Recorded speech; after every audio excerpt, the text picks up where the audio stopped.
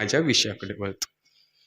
मला अंकुशजी सरांनी, सुनीलजी सरांनी सांगितलं की लोक खळखळून हसले पाहिजेत. तुम्हाला खळखळून हसता येतं नको ना. काय होतं, आम्ही असं कथाकथनाला गेलो की माणसाशी नुसती घुसळतात. लय जोक आवडला तर दुसऱ्याच्या गालाचा चिमुटा घेत.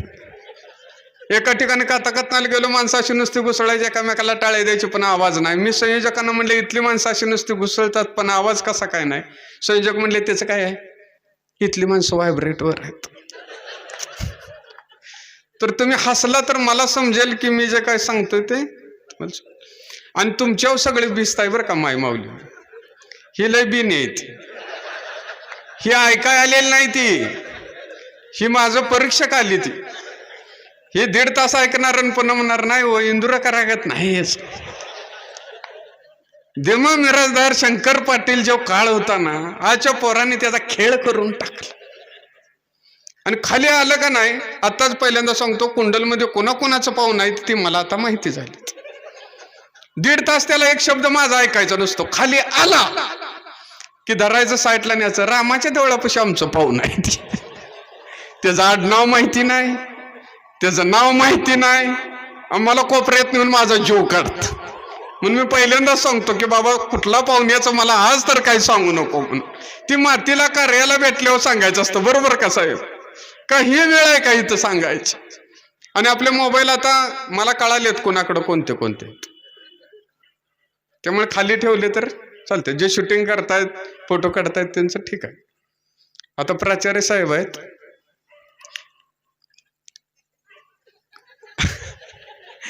काय होतं मोबाईलवरून लक्षात आलं का कॉलेजचा किस्सा आहे, सांगू सांगा म्हणले तर. मोबाईलवरनं विषय निघाला. एका कॉलेजवर गेलो, म्हटलं कथाकथनाला गेल्यावर म्हटलं आपण मराठीत कथाकथन करतोय, मराठीत सांगावं. म्हणून मी म्हटलं कृपया आपले भ्रमणध्वनी कंपन स्थितीत ठेवावेत. मी काय म्हटलं, कृपया आपले भ्रमणध्वनी कंपन स्थितीत ठेवावेत. मराठीच्या प्राध्यापकाने माझा शर्ट वडला आणि म्हणले लागलंच मोबाईलचं बी सांग की.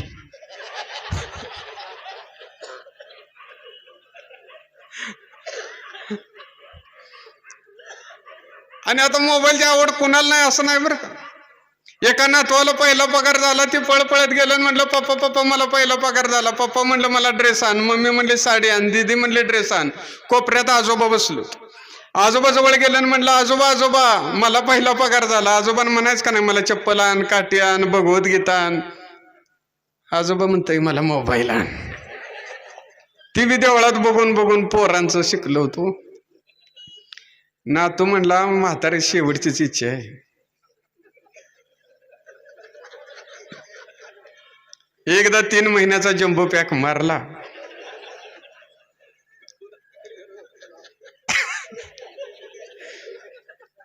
म्हणजे बॅलन्स बी उडतोय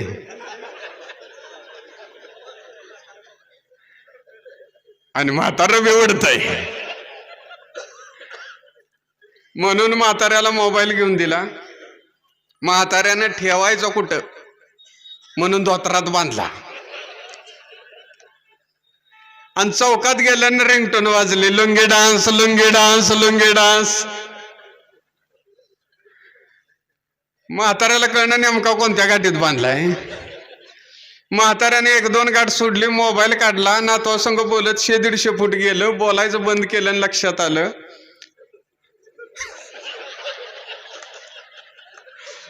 मोबाईल जिथं काढलाय दोतार ततच राहिलंय.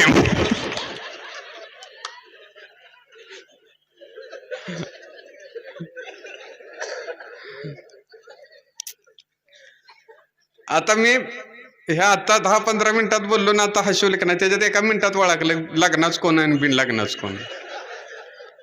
लय हसतय ती बिन लग्नाचा आणि उगत तोंड पाडून बसलंय ती लग्नाचं आहे. काय त्याच्या जीवनात अर्थ नाही बघा. कुठं तर बसायचं म्हणून आपलं लाखात एक असतोच किंवा अपवाद आहेच की ना. म्हणजे माझं लग्न झालंय म्हणून सांगतोय. परवा बायको मला म्हणली सिलेंडर घेऊन या. आता मी असा बोंबलत हिंडाय सोकावलेलो. कुठं वाद घाला म्हणून आणला ठेवला. त्याला जरा कलबिलर नव्हता हो. बघितलं मला म्हणले तुम्हाला काय कळतं का हो. म्हणलं का. म्हणले जरा तर काय बघून आणायचं नाही. आता सिलेंडर म्हणजे काय वांगा येऊ का डोबॉय? मला म्हणले तुम्हाला चॉईसच नाही, सगळ्या गोष्टी थर्ड क्लास, सगळ्या गोष्टी थर्ड क्लास.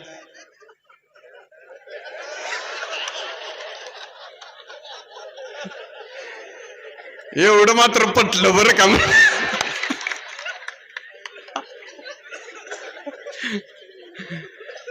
लग्ना दिवशी निम्म गाव मला हेच म्हणत होतं म्हणजे.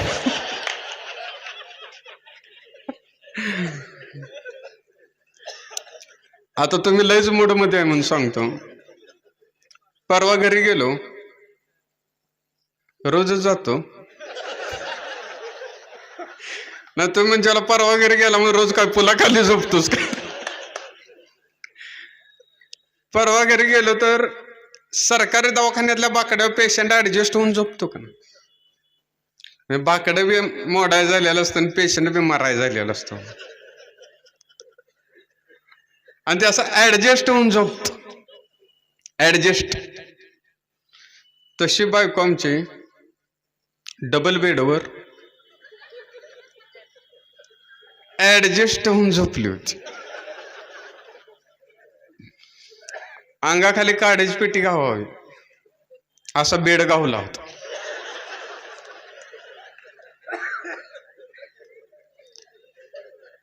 ससा खाऊन अजगर पडावा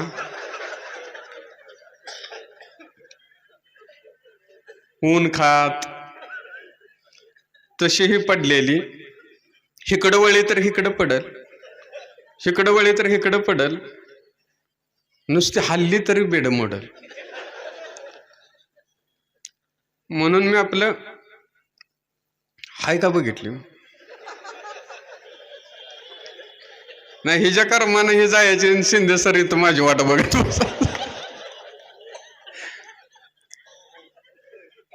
तर शंकरान तिसरा डोळा उघडावा तसं पाच सुधी डोळे उघडलं. मी म्हटलं तुला काय होतंय काय ग? तर मला म्हणले मला कसंच होतंय.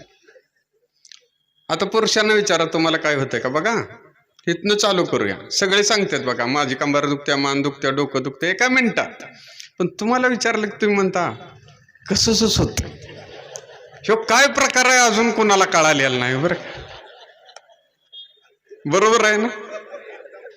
एकदम म्हणते ते बघ. उसाच्या भरात म्हणू नका वहिनी बघते त्या कार्यक्रम येतो होईल सत्कार घरात.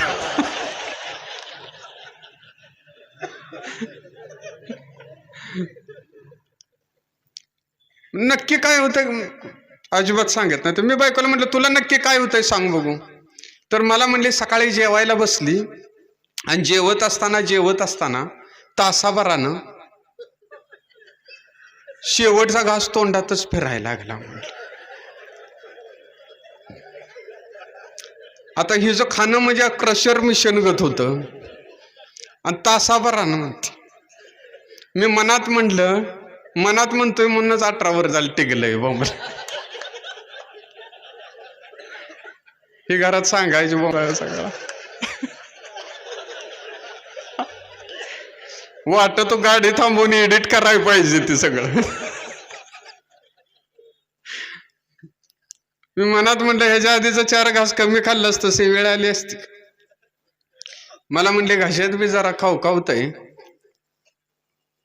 तुमच्या बाटलीतलं जरा औषध पिली.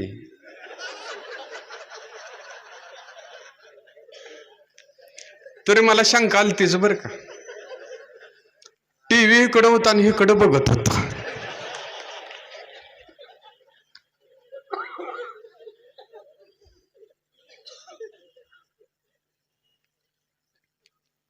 कुठं तर मिसअंडरस्टँडिंग होतंय म्हणून म्हणलं पहिला टीव्ही बंद करून ये बघू. तर जाऊन फ्रीज बंद करून आला.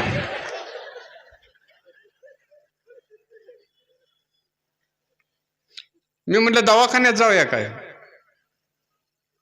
तर मला म्हणते सांगली बिंगली नको गावातच जाऊया. आता आमचं आयुष्य सम्राट 500 नाशूला खाऊन गेलं. हिला सांगलीला आणाय काय आम्ही डोक्यावर पडलो.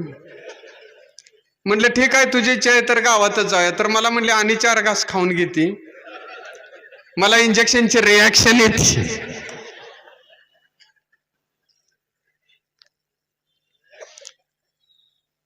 आता तुम्हाला सांगतो, इथं पंढरपूर गाव हे राजकीय समृद्ध आहे. आमदाराच्या बरोबर पळणं सोपं. थांबाळा आता, थोडं थोडं घे, ती जेव्हा नसेल तेवढं तेवढं घे. आमदाराच्या मागं पळणं सोपं, खासदाराच्या मागं पळणं सोपं, पण बायको सोबत चालणं सगळ्यात अवघड. आपण बायको सोबत निघालो आणि एखादी महिला निघाली. आता आपल्याला एखाद्या साडीचा कलर आवडतो की हो?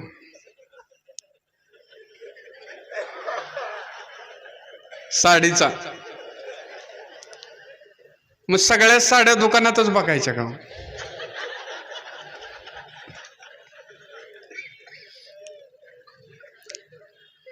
बर, दुकानात आपण जाऊन उभा राहिलो बाहेर, जरा बघितली, दुकानदार काय म्हणतो माहिती का? साहेबनी हा वहिनीला चांगली दिसेल. आता वहिनी काय ही जी मावस बहीण आहे, असले दोन जोडायला लागते, ते सांगून पटेल काय?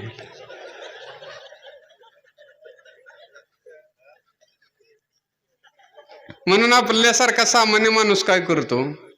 हिंडती फिरती साडी बघतो. आपण जरा असं बघितलं, बायको आपल्याला दिवसते म्हणते, होय हो, आता गेलेल्या महिलेची साडी बघितली का? या प्रश्नाचं उत्तर सगळ्यात अवघड.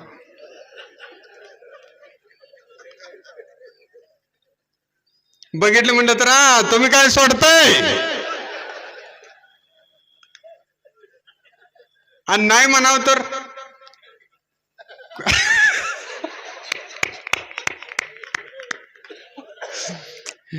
व्याख्यानमालेनं समृद्ध होणं म्हणजे काय आहे ते आहे, त्यांच्यासाठी एकदा जोरदार टाका.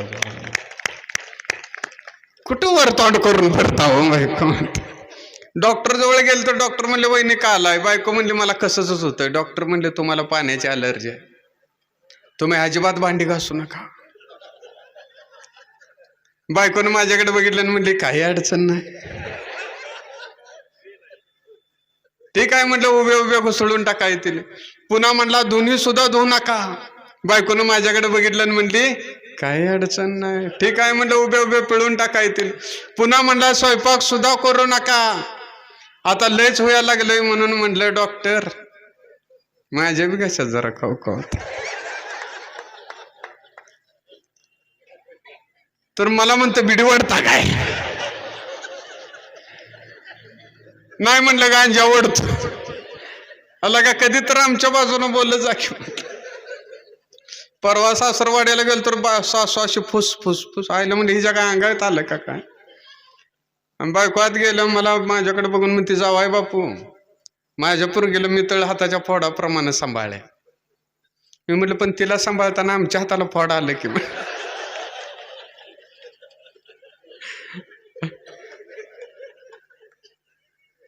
हो, आपल्या घरात पुस्तक आहे ते वाचलं पाहिजे, साहित्य बीत काय आहे का? आता तुम्ही हाय रंगात म्हणून सांगतोय, मला बी असं लय आठवाय लागलंय काय काय काय काय.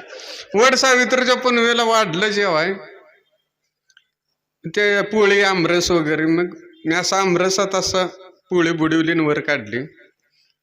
मला अशी शंका आली मी बुडवली का नाही, त्या पोळीला काय लागलंच नाही. आयला म्हणलं चुकून मी नुसतंच असं ताटात केलं का काय. मग पुन्हा डोळा असं व्यवस्थित स्थिर करून त्या मनोबाकर निशाणा धरती तसं पाक करून बघितलं पण नाहीच. मग बायकोला बोलवून घेतलं, म्हणलं काय आहे? म्हणलं काय? म्हणलं कसला आमरस केलास? म्हणजे काय झालंय?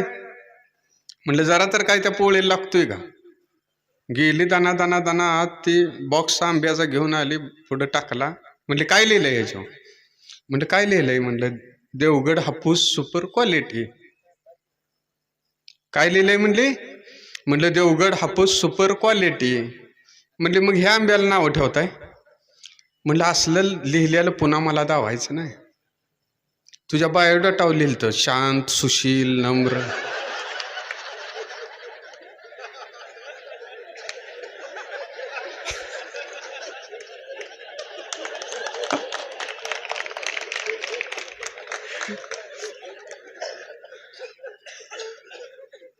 अशात ना आपण जगत असतो. आणि खरं सांगू का, म्हणजे मी विनोद केलं म्हणून नव्हे, आता ही रेकॉर्डिंग केलं ती ऐकेल किंवा काय. ज्याच्या घरात बायकोला किंमत आहे ना त्याचं घर सुखी आहे बघा. आणि ज्या घरात हसत खेळत आहे ना त्याच घरात, आता ही पुतणी म्हणून मी सांगतोय, आमच्या घरात जे जे काही पावती बिवती असेल ते तिच्या नावावर केलं. म्हटलं तू कर वारस म्हणून मला लाव म्हटलं वाटल्यास, का तर मी चुकून गेलो तर तू उगा सगळ्या बँका फिराय नकोस. बरोबर आहे का ना. मला एकदा चेष्टात म्हटली मीच आधी गेली तर चेअरमन म्हटलं 3दा विचारलंय मला तिने, कवा बी जाऊ दे लगेच ट्रान्सफर करतो म्हटलं. शिंदे साहेबांचा मित्रच आहेत, विचारा त्यांना. म्हटलं चेअरमन बिरमन सगळं ओळखीचं, तू एकदा जा तर खरं म्हटलं, मग बघू की काय असेल.